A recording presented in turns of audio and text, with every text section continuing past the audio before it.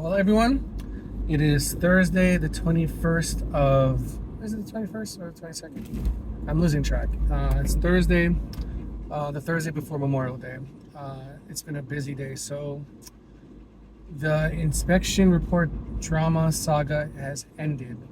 Uh, the other side came back with something ridiculous. My seller decided to walk away, and the deal that was literally um, on its way to have the appraiser there done. So I've been thinking about it for like the day in the morning, and then granted, I'm not emotionally attached to the result. I'm more upset at how it fell apart. Um, and everyone can point fingers, and I'm looking at what I could have done differently. First thing I'm looking at, I've been talking to other agents is, the first mistake was negotiating on my part.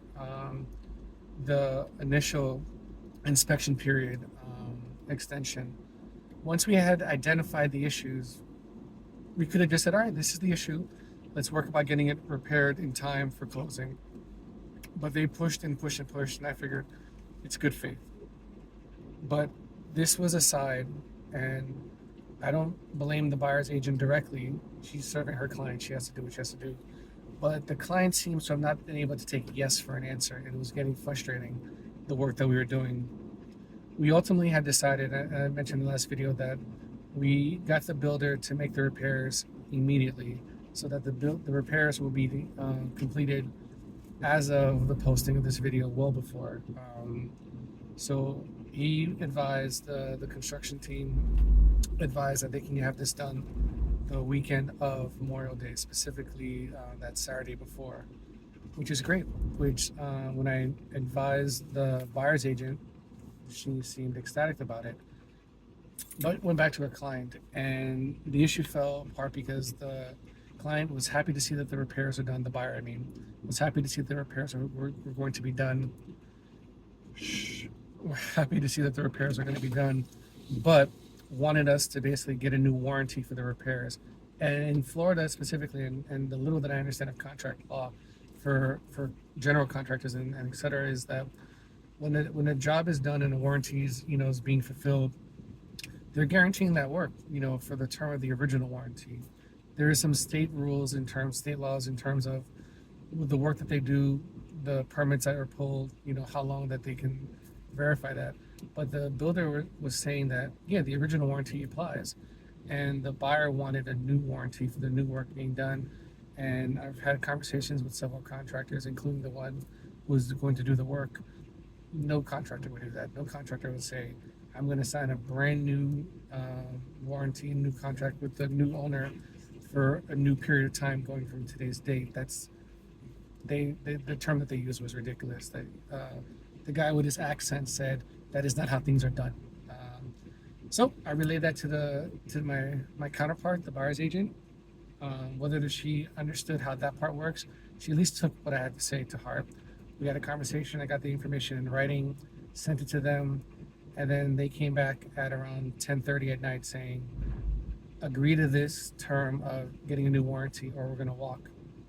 10:30 at night, I still call my client like, hey, they want to walk if we don't agree to a new warranty.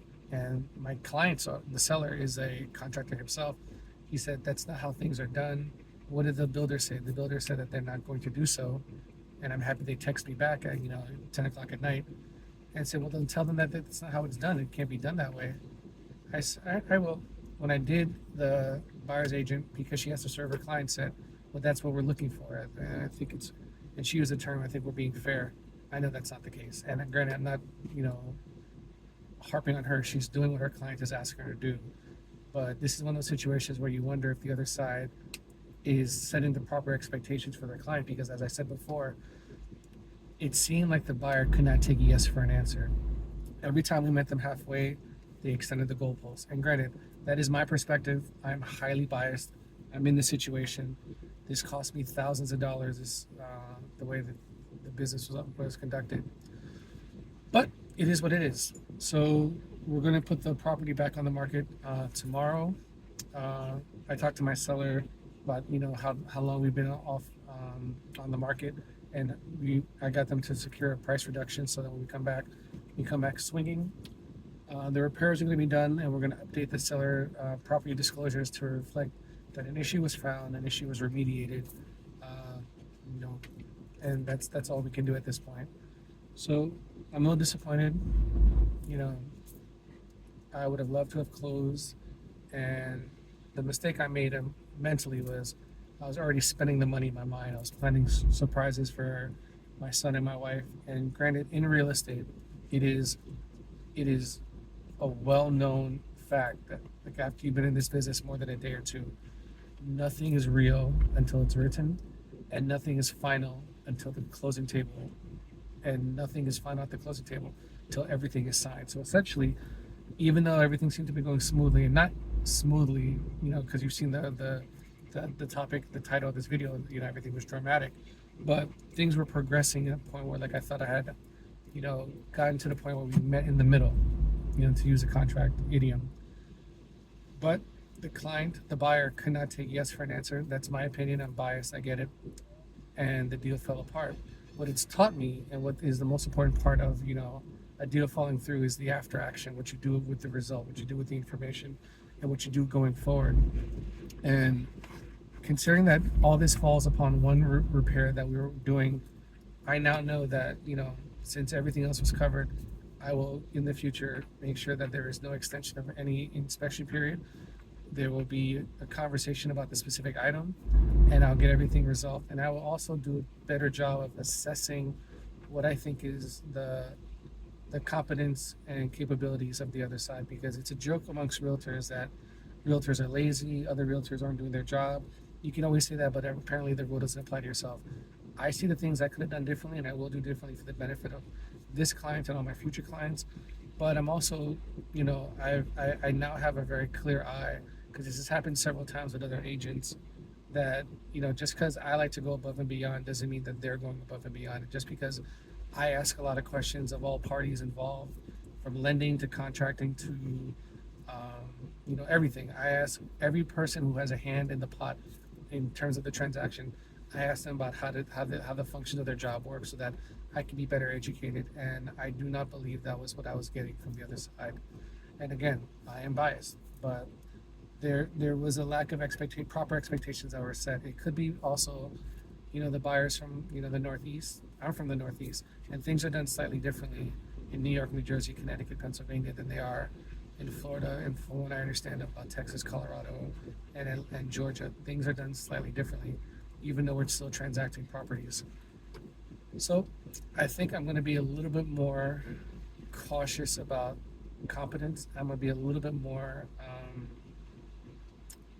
I'm not going to say business-like, but I thought there was a rapport in terms of the work that we're doing, but I realized that it's better to be friends after the deal is concluded than try to build rapport with the other side, because you are representing your client.